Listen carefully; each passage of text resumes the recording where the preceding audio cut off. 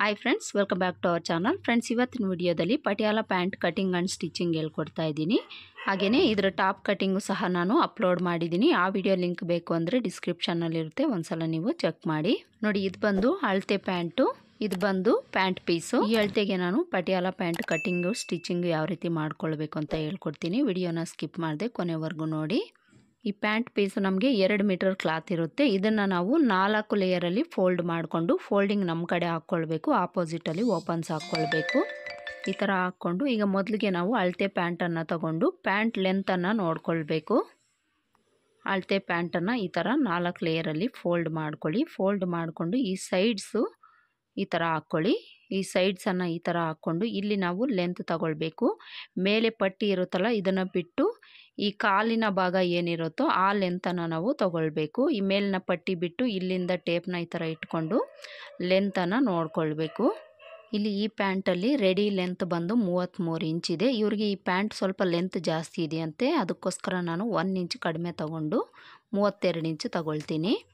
ಇಲ್ಲಿ ನಾವು length mark ಮಾಡ್ಕೊಳ್ಳೋದಕ್ಕೂ ಮುಂಚೆ ಈ ಕಡೆ ಎಡ್ಜಲ್ಲಿ ಅಂದರೆ ಬಾಟಮ್ ಪಾರ್ಟ್ ಕಡೆ ಬರುತ್ತಲ್ಲ, ಇದನ್ನು ನಾವು ಫೋಲ್ಡ್ ಮಾಡಿ ಸ್ಟಿಚ್ ಮಾಡ್ಕೊಳ್ತೀವಿ. ಅದಕ್ಕೋಸ್ಕರ 2 ಇಂಚು ತಗೊಂಡು ಮಾರ್ಕ್ ಮಾಡ್ಕೊಳ್ಬೇಕು. ಈ ಥರ 1-2 ಇಂಚು ಎಕ್ಸ್ಟ್ರಾ ತಗೊಂಡು ಮಾರ್ಕ್ ಮಾಡಿಕೊಂಡು ಇಲ್ಲಿ ಸ್ಟ್ರೈಟಾಗಿ ಒಂದು ಲೈನ್ ಹಾಕ್ಕೊಳ್ಬೇಕು. ಈ ಥರ ಲೈನ್ ಹಾಕ್ಕೊಂಡು ಇಲ್ಲಿಂದ ನಮಗೆ ಲೆಂತ್ ಎಷ್ಟು ಬೇಕಾಗಿರುತ್ತೋ ಅದಕ್ಕೆ ಅರ್ಧ ಇಂಚ್ ಆ್ಯಡ್ ಮಾಡ್ಕೊಳ್ಬೇಕು. ಮೇಲೆ ನಮಗೆ ಮಾರ್ಜಿನ್ಗೋಸ್ಕರ ಅರ್ಧ ಇಂಚ್ ಎಕ್ಸ್ಟ್ರಾ ಬೇಕಾಗಿರುತ್ತೆ, ಅದಕ್ಕೋಸ್ಕರ 32 ಇಂಚ್ಗೆ ಅರ್ಧ ಇಂಚ್ ಆ್ಯಡ್ ಮಾಡಿಕೊಂಡು ಮಾರ್ಕ್ ಮಾಡ್ಕೊಳ್ಬೇಕು. ನಿಮಗೆ ಲೆಂತ್ ಎಷ್ಟು ಬಂದಿರುತ್ತೋ ನೋಡಿಕೊಂಡು ಅದಕ್ಕೆ ಅರ್ಧ ಇಂಚ್ ಆ್ಯಡ್ ಮಾಡಿಕೊಂಡು ಮಾರ್ಕ್ ಮಾಡ್ಕೊಳ್ಳಿ. ಮಾರ್ಕ್ ಮಾಡಿಕೊಂಡು ಸ್ಟ್ರೈಟಾಗಿ ಒಂದು ಲೈನ್ ಹಾಕ್ಕೊಳ್ಳಿ. ಲೆಂತ್ ಮಾರ್ಕ್ ಮಾಡ್ಕೊಂಡಾಯ್ತಲ್ಲ, ಈಗ ಬಾಟಮ್ ಲೂಸ್ ಮಾರ್ಕ್ ಮಾಡ್ಕೊಳ್ಬೇಕು. ಅಳತೆ ಪ್ಯಾಂಟನ್ನು ತಗೊಂಡು ಓಪನ್ಸ್ ಇರುತ್ತಲ್ಲ ಈ ಕಾಲಿನ ಭಾಗ, ಈ ಲೂಸನ್ನು ತಗೊಂಡು ನಾವು ಮಾರ್ಕ್ ಮಾಡ್ಕೊಳ್ಬೇಕು. ನೋಡಿ, ಇಲ್ಲಿ ಇವ್ರಿಗೆ ಎಷ್ಟಿದೆ ನೋಡೋಣ. 7.5 ಇಂಚು ಇವ್ರಿಗೆ ಈ ಕಾಲಿನ ಲೂಸ್ ಬೇಕು. ಈ ಬಾಟಮ್ ಕಡೆ ನಾವು 7.5 ಇಂಚಿಗೆ ಮಾರ್ಕ್ ಮಾಡಿಕೊಂಡು ಅಲ್ಲಿಂದ ಮಾರ್ಜಿನ್ಗೋಸ್ಕರ 1.5 ಇಂಚು ತಗೊಳ್ಬೇಕು. ಈಗ ಈ ಕಡೆ ಎಡ್ಜಲ್ಲಿ ನಾವು ಲೆಂತ್ ತಗೊಳ್ಬೇಕು. ವಿಡ್ತ್ ಅನ್ನೋದು ಈ ಕ್ಲಾತ್ ನಮಗೆ ಎಷ್ಟಿರುತ್ತೋ ಅಷ್ಟು ತಗೊಳ್ಬೇಕಾಗುತ್ತೆ. ಈಗ ಈ ಕಡೆ ಎಡ್ಜಿಂದ ನಾವು 1.5 ಇಂಚು ತಗೊಂಡು ಒಳಗಡೆಗೆ ಮಾರ್ಕ್ ಮಾಡ್ಕೊಳ್ಬೇಕು. 1 ಇಂಚು ಇಲ್ಲ 1.5 ಇಂಚು ತಗೊಳ್ಳಿ. ಈ ಥರ ಮಾರ್ಕ್ ಮಾಡಿಕೊಂಡು ಈ ಲೆಂತನ್ನು ತಗೊಳ್ಬೇಕು. ಈ ಲೆಂತ್ ನಮಗೆ ಅಳತೆ ಪ್ಯಾಂಟಲ್ಲಿ ಎಷ್ಟಿದೆ ನೋಡಿಕೊಂಡು ನಾವು ಮಾರ್ಕ್ ಮಾಡ್ಕೊಳ್ಳೋಣ. ಈ ಅಳತೆ ಪ್ಯಾಂಟಲ್ಲಿ ನಾವು ಈ ಮಿಡಿಲಲ್ಲಿ ಇರುತ್ತಲ್ಲ ಈ ಲೆಂತನ್ನು ನಾವು ತಗೊಳ್ಬೇಕು. ಮೇಲೆ ಬೆಲ್ಟ್ ಪಟ್ಟಿನ ಬಿಟ್ಟು ಈ ಲೆಂತನ್ನು ತಗೊಳ್ಬೇಕು.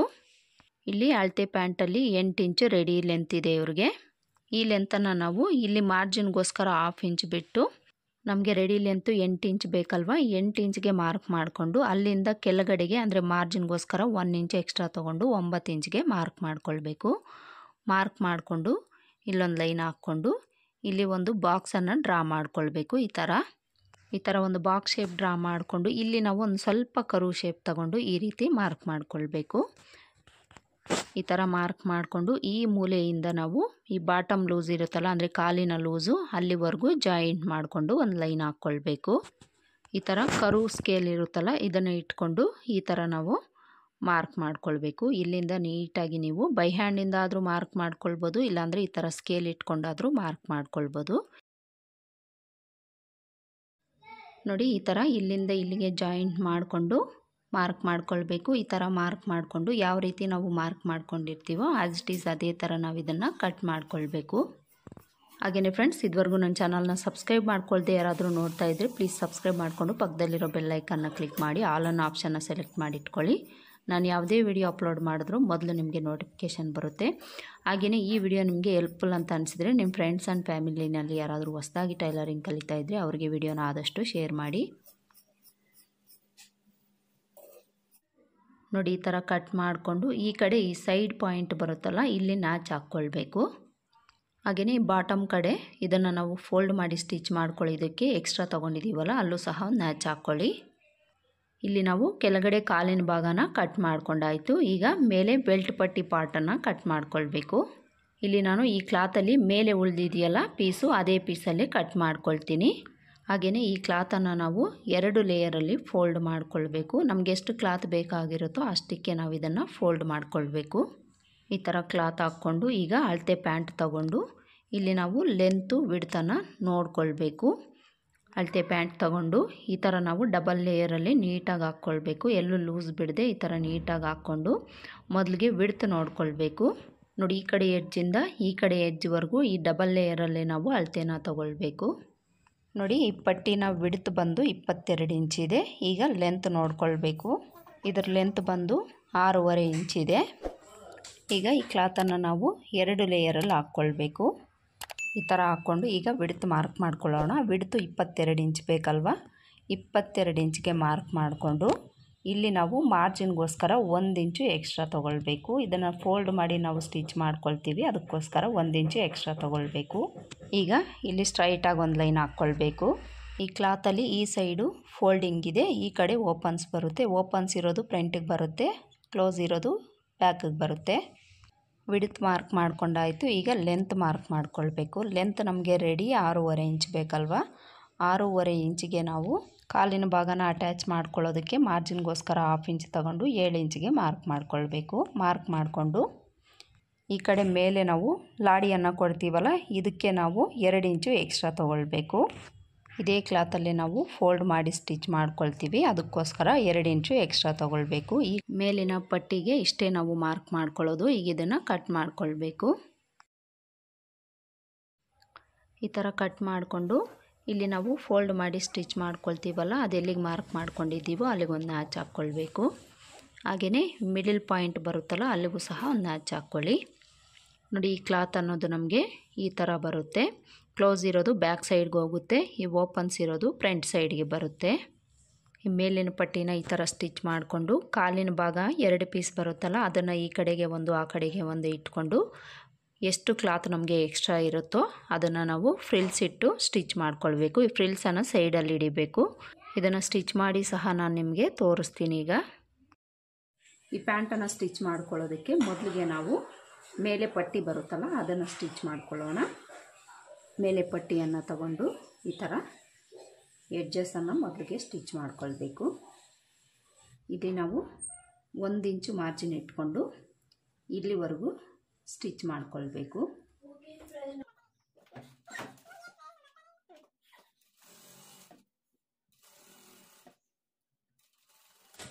ಇಲ್ಲಿವರೆಗೂ ಸ್ಟಿಚ್ ಮಾಡಿಕೊಂಡು ಇಲ್ಲಿ ರಫ್ ಹೊಡೆದು ಅದ್ರ ಮೇಲೇ ಮತ್ತೆ ನಾವು ಇನ್ನೊಂದು ಸ್ಟಿಚ್ ಹಾಕ್ಕೊಳ್ಬೇಕು.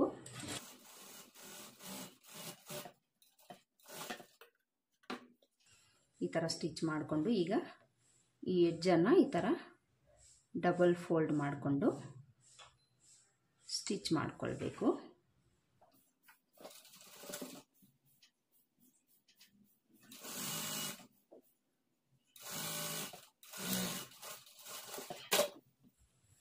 ಈ ಕಡೆ ಕ್ಲಾತ್ನೂ ಅಷ್ಟೇ ಈ ಥರ ಡಬಲ್ ಫೋಲ್ಡ್ ಮಾಡಿಕೊಂಡು ಸ್ಟಿಚ್ ಮಾಡ್ಕೊಳ್ಬೇಕು.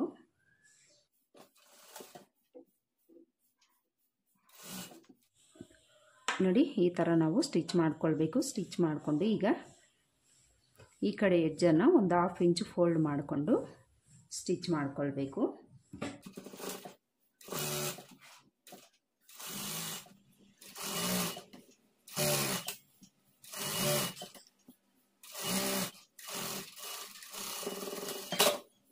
ನೋಡಿ, ಈ ಥರ 1/2 ಇಂಚ್ ಫೋಲ್ಡ್ ಮಾಡಿಕೊಂಡು ಸ್ಟಿಚ್ ಮಾಡಿಕೊಂಡು ಈಗ ಇನ್ಸೈಡ್ ಮೇಲೆ ಬರೋ ಥರ ಇಟ್ಕೊಂಡು ಇಲ್ಲಿ ನಮಗೆ ಈ ಲೆಂತು 7 ಇಂಚ್ ಬೇಕಲ್ವ, 7 ಇಂಚಿಗೆ ಮಾರ್ಕ್ ಮಾಡಿಕೊಂಡು ಈ ಪಟ್ಟಿನ ಫೋಲ್ಡ್ ಮಾಡಿಕೊಂಡು ಸ್ಟಿಚ್ ಮಾಡ್ಕೊಳ್ಬೇಕು. ಸ್ಟಾರ್ಟಿಂಗು ಎಂಡಲ್ಲಿ ರಫ್ ಹೊಡೆದು ಸ್ಟಿಚ್ ಮಾಡ್ಕೊಳ್ಬೇಕು. ಹಾಗೆಯೇ ಕೊನೆಯವರೆಗೂ ಸೇಮ್ ವಿಡ್ತಲ್ಲೇ ನಾವು ಫೋಲ್ಡ್ ಮಾಡಿಕೊಂಡು ಇದನ್ನು ಸ್ಟಿಚ್ ಮಾಡ್ಕೊಳ್ಬೇಕು.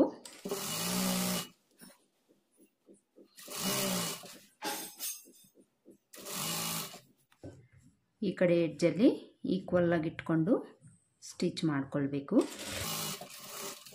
ಹಾಗೆಯೇ ಎಂಡಲ್ಲಿ ರಫ್ ಹೊಡೆದು ಸ್ಟಿಚ್ ಮಾಡ್ಕೊಳ್ಳಿ. ನೋಡಿ, ಇಲ್ಲಿ ನಾವು ಈ ಥರ ಈ ದಾರನ ಹಾಕ್ಕೊಳ್ಳೋದಕ್ಕೆ ಮೇಲೆ ಪಟ್ಟಿಯನ್ನು ಸ್ಟಿಚ್ ಮಾಡ್ಕೊಳ್ಬೇಕು. ಥ್ರೆಡ್ಸ್ ಏನಾದರೂ ಇದ್ದರೆ ಕಟ್ ಮಾಡ್ಕೊಳ್ಳಿ. ಇಲ್ಲಿ ನಮಗೆ ಮೇಲೆ ಕೊಡುವಂಥ ಬೆಲ್ಟ್ ಪಟ್ಟಿ ಅನ್ನೋದು ರೆಡಿ ಆಯಿತು. ಈಗ ಈ ಕಾಲಿನ ಭಾಗ ಇರುತ್ತಲ್ಲ, ಅದನ್ನು ಸ್ಟಿಚ್ ಮಾಡ್ಕೊಳ್ಬೇಕು. ಕಾಲಿನ ಭಾಗ 2 ಪೀಸ್ ಬರುತ್ತಲ್ಲ, ಒಂದು ಪೀಸನ್ನು ತಗೊಳ್ಳಿ. ಒಂದು ಪೀಸ್ ತಗೊಂಡು ಮೊದಲಿಗೆ ಈ ಬಾಟಮ್ ಪಾರ್ಟನ್ನು ನಾವು ಸ್ಟಿಚ್ ಮಾಡ್ಕೊಳ್ಬೇಕು. ಇಲ್ಲಿ ನಾವು 2 ಇಂಚು ಮಾರ್ಜಿನ್ ಇಟ್ಟಿದ್ದೀವಲ್ಲ, ಇದನ್ನು ಈ ರೀತಿ ಡಬಲ್ ಫೋಲ್ಡ್ ಮಾಡಿಕೊಂಡು ಎಡ್ಜ್ಗೆ ಸ್ಟಿಚ್ ಮಾಡ್ಕೊಳ್ಬೇಕು.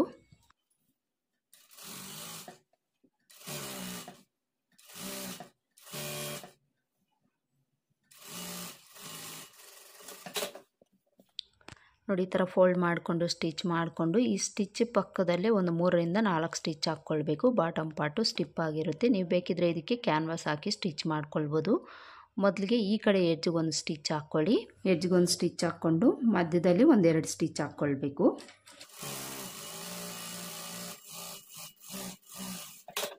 ನೋಡಿ, ಈ ಥರ ಬಾಟಮ್ ಪಾರ್ಟನ್ನು ನಾವು ಫೋಲ್ಡ್ ಮಾಡಿಕೊಂಡು ಒಂದು 3 ರಿಂದ 4 ಸ್ಟಿಚ್ ಹಾಕ್ಕೊಳ್ಬೇಕು. 2 ಪೀಸ್ಗೂ ಸಹ ಅಂದರೆ 2 ಪೀಸ್ಗೂ ಸಹ ಬಾಟಮ್ ಪಾರ್ಟನ್ನು ಇದೇ ಥರ ಫೋಲ್ಡ್ ಮಾಡಿಕೊಂಡು ಸ್ಟಿಚ್ ಮಾಡ್ಕೊಳ್ಬೇಕು. ಸ್ಟಿಚ್ ಮಾಡಿಕೊಂಡು ಈಗ 2 ಪೀಸನ್ನು ತಗೊಂಡು ಈ ಥರ ಸೈಡನ್ನು ಜಾಯಿಂಟ್ ಮಾಡ್ಕೊಳ್ಬೇಕು. ಸೀದಾ ಸೈಡ್ ಎರಡೂ ಒಂದ್ರ ಮೇಲೆ ಒಂದು ಈ ಥರ ಇಟ್ಕೊಳ್ಳಿ. ಈ ಥರ ಇಟ್ಕೊಂಡು 1/2 ಇಂಚ್ ಮಾರ್ಜಿನ್ ಇಟ್ಕೊಂಡು ಇದನ್ನು ನಾವು ಸ್ಟಿಚ್ ಮಾಡ್ಕೊಳ್ಬೇಕು. 2 ಪೀಸನ್ನು ಈಕ್ವಲ್ ಆಗಿ ಇಟ್ಕೊಂಡು ಸ್ಟಿಚ್ ಮಾಡ್ಕೊಳ್ಬೇಕು. ಈ ಕೆಳಗಡೆ ನಮಗೆ ಶೇಪ್ ಯಾವ ಥರ ಇರುತ್ತೆ ಅದೇ ಥರ ಸ್ಟಿಚ್ ಮಾಡ್ಕೊಳ್ಬೇಕು. ಸ್ಟಿಚ್ ಮಾಡಿಕೊಂಡು ಇದ್ರ ಮೇಲೆ ಡಬಲ್ ಸ್ಟಿಚ್ ಹಾಕ್ಕೊಳ್ಬೇಕು.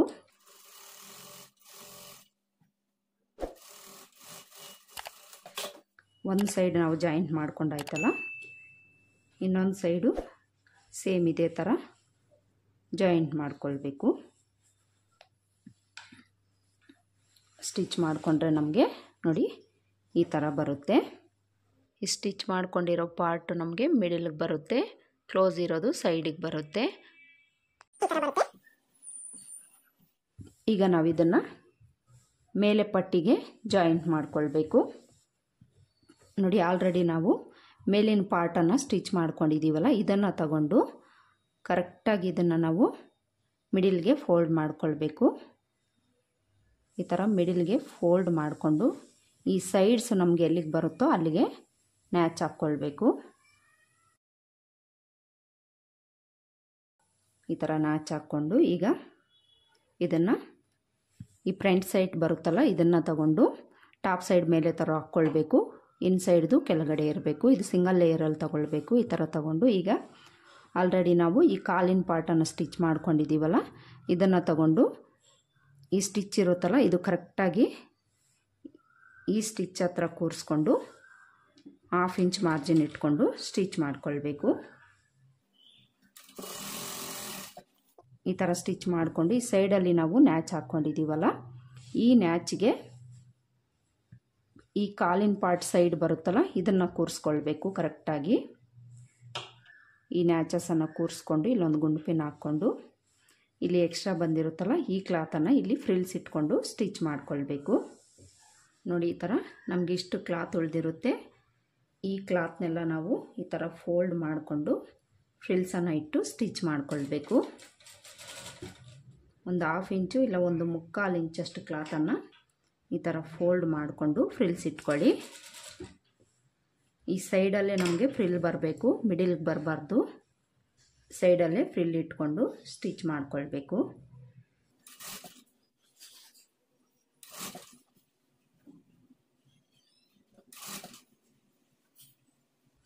ಎಷ್ಟು ಕ್ಲಾತ್ ಉಳಿದಿರುತ್ತೋ ಅಷ್ಟು ಕ್ಲಾತ್ ಡಿವೈಡ್ ಮಾಡಿಕೊಂಡು ಇಲ್ಲಿಂದ ಇಲ್ಲಿಗೆ ಫ್ರಿಲ್ಸನ್ನು ಇಟ್ಕೊಳ್ಬೇಕು. ಇಲ್ಲಿ ನಾವು ಗುಂಡ್ಪಿನ್ ಹಾಕ್ಕೊಂಡಿದ್ದೀವಲ್ಲ, ಈ ನ್ಯಾಚನ್ನು ಕೂರಿಸ್ಕೊಂಡು ಎಷ್ಟು ಫ್ರಿಲ್ಸ್ ಬರುತ್ತೋ ಅಷ್ಟು ಫ್ರಿಲ್ಸನ್ನು ನಾವು ಇಟ್ಕೊಳ್ಬೇಕು. ಇಲ್ಲಿಂದ ಮತ್ತೆ ನಾವು ಈ ಮಿಡಲ್ ಪಾಯಿಂಟ್ ಏನಿರುತ್ತೋ ಅಲ್ಲಿಗೆ ಈ ಸ್ಟಿಚ್ಚನ್ನು ಕೂರಿಸ್ಕೊಳ್ಬೇಕು. ಬ್ಯಾಕ್ ಸೈಡಲ್ಲಿ ಈ ಸ್ಟಿಚ್ಚನ್ನು ಈ ಥರ ಕೂರಿಸ್ಕೊಂಡು ಇಲ್ಲಿ ಉಳಿದಿರೋ ಕ್ಲಾತನ್ನು ಮತ್ತೆ ಇಲ್ಲಿಂದ ನಾವು ಫ್ರಿಲ್ಸ್ ಇಟ್ಕೊಳ್ಬೇಕು ಈ ಕಡೆಗೆ.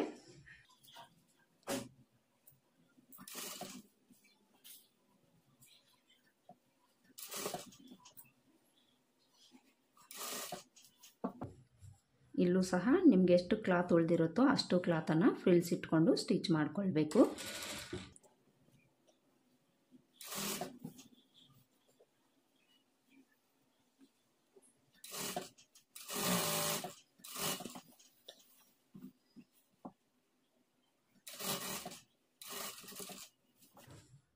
ಈ ಸ್ಟಿಚ್ಚಿಂದ ಒಂದು ಸ್ವಲ್ಪ ದೂರ ಸ್ಟಿಚ್ ಮಾಡಿಕೊಂಡು ಈಗ ಮತ್ತೆ ನಾವು ಈ ಸೈಡ್ ನ್ಯಾಚ್ ಇರುತ್ತಲ್ಲ, ಸೈಡಲ್ಲಿ ಎಲ್ಲಿ ನ್ಯಾಚ್ ಇರುತ್ತೋ ಅಲ್ಲಿಗೆ ಈ ಪಾರ್ಟಲ್ಲಿ ನ್ಯಾಚ್ ಇರುತ್ತಲ್ಲ ಇದನ್ನು ಈ ಥರ ಮ್ಯಾಚ್ ಮಾಡ್ಕೊಳ್ಬೇಕು. ಮ್ಯಾಚ್ ಮಾಡಿಕೊಂಡು ಒಂದು ಗುಂಪಿನ ಹಾಕ್ಕೊಂಡು ಮತ್ತು ಈ ಕಡೆ ನಾವು ಈ ಉಳಿದಿರೋ ಕ್ಲಾತನ್ನು ಫ್ರಿಲ್ಸ್ ಇಟ್ಕೊಳ್ಬೇಕು. ಈ ಕಡೆ ಇಟ್ಕೊಳ್ಳೋವಾಗ ನೀವು ಈ ಥರ ಆಪೋಸಿಟಲ್ಲಿ ಇಟ್ಕೊಂಡು ಫ್ರಿಲ್ಸ್ ಇಟ್ಕೊಳ್ಳಿ.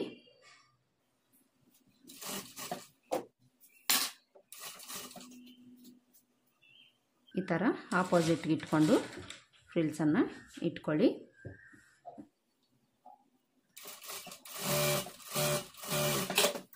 ನೋಡಿ ಈ ಥರ ನಾವು ಸೈಡ್ಸಲ್ಲಿ ಫ್ರಿಲ್ಸನ್ನು ಇಟ್ಟು ಸ್ಟಿಚ್ ಮಾಡ್ಕೊಳ್ಬೇಕು. ಕಾಣಿಸ್ತಾ ಇದೆಯಲ್ಲ, ನೋಡಿ ನಾನು ನಿಮಗಿಲ್ಲಿ ತೋರಿಸ್ತೀನಿ. ಈ ಥರ ನಾವು ಸೈಡ್ಸಲ್ಲಿ ಫ್ರಿಲ್ಸ್ ಇಟ್ಕೊಂಡು ಸ್ಟಿಚ್ ಮಾಡ್ಕೊಳ್ಬೇಕು. ಸ್ಟಿಚ್ ಮಾಡಿಕೊಂಡು ಇದ್ರ ಮೇಲೆ ನಾವು ಡಬಲ್ ಸ್ಟಿಚ್ ಹಾಕ್ಕೊಳ್ಬೇಕು. ಡಬಲ್ ಸ್ಟಿಚ್ ಹಾಕ್ಕೊಂಡು ಇಲ್ಲಿ ನಮಗೆ ಓಪನ್ ಇದೆಯಲ್ಲ ಇದನ್ನು ಜಾಯಿಂಟ್ ಮಾಡಿಕೊಂಡು ಸ್ಟಿಚ್ ಹಾಕ್ಕೊಳ್ಬೇಕು. ಇಲ್ಲಿ ನಾವು ಈ ಬಾಟಮ್ ಕಡೆಯಿಂದ ಸ್ಟಿಚ್ ಮಾಡ್ಕೊಳ್ಳೋಣ. ಇಲ್ಲಿ ನಾವು ಈ ಕಾಲಿನ ಲೂಸ್ ಎಷ್ಟಿರುತ್ತೋ ನೋಡಿಕೊಂಡು ಮಾರ್ಕ್ ಮಾಡಿಕೊಂಡು ಅಲ್ಲಿಂದ ಸ್ಟಿಚ್ ಮಾಡ್ಕೊಳ್ತಾ ಬರಬೇಕು. ಎರಡೂ ಕಡೆನೂ ಇದೇ ಥರ ಮಾರ್ಕ್ ಮಾಡ್ಕೊಳ್ಬೇಕು. ಮಾರ್ಕ್ ಮಾಡಿಕೊಂಡು ಅಲ್ಲಿಂದ ನಾವು ಈ ಥರ ಕ್ರಾಸಾಗಿ ಸ್ಟಿಚ್ ಮಾಡ್ಕೊಳ್ತಾ ಬರಬೇಕು. ಸ್ಟಾರ್ಟಿಂಗ್ ರಫ್ ಸ್ಟಿಚ್ ಹಾಕ್ಕೊಂಡು ಸ್ಟಿಚ್ ಮಾಡ್ಕೊಳ್ಳಿ. ಇಲ್ಲಿ ಸ್ಟಿಚ್ ಮಾಡ್ಕೊಳ್ಳೋವಾಗ ನಾವು ಮಾರ್ಜಿನ್ ಎಷ್ಟು ಇಟ್ಟಿರ್ತೀವೋ ಅಷ್ಟು ಕ್ಲಾತ್ ಬಿಟ್ಟು ನಾವು ಸ್ಟಿಚ್ ಮಾಡ್ಕೊಳ್ಬೇಕು. ನೀವು 1 ಇಂಚ್ ಬಿಟ್ಟಿದ್ದೀರಿ ಅಂದರೆ 1 ಇಂಚ್ ಬಿಟ್ಟು ಸ್ಟಿಚ್ ಮಾಡ್ಕೊಳ್ಳಿ. 2 ಇಂಚ್ ಬಿಟ್ಟಿದ್ದೀರಿ ಅಂದರೆ 2 ಇಂಚ್ ಮಾರ್ಜಿನ್ ಬಿಟ್ಟು ಸ್ಟಿಚ್ ಮಾಡ್ಕೊಳ್ಬೇಕು. ಈ ಮಿಡಿಲ್ಗೆ ಬಂದಾಗ ಮಿಡಿಲಲ್ಲಿ ನಾವು 1 ಇಂಚ್ ಮಾತ್ರ ಮಾರ್ಜಿನ್ ಇಟ್ಟಿರ್ತೀವಿ, ಅಷ್ಟೇ ಇಟ್ಕೊಂಡು ನಾವಿಲ್ಲಿ ಸ್ಟಿಚ್ ಮಾಡ್ಕೊಳ್ಬೇಕು. ಹಾಗೆಯೇ ಈ ಮಿಡಿಲಲ್ಲಿ ಸ್ವಲ್ಪ ರಫ್ ಹೊಡೆದು ಸ್ಟಿಚ್ ಮಾಡ್ಕೊಳ್ಳಿ. ಹಾಗೆಯೇ ಈ ಸ್ಟಿಚಸನ್ನು ಕರೆಕ್ಟಾಗಿ ಕೂರಿಸ್ಕೊಂಡು ಸ್ಟಿಚ್ ಮಾಡ್ಕೊಳ್ಳಿ.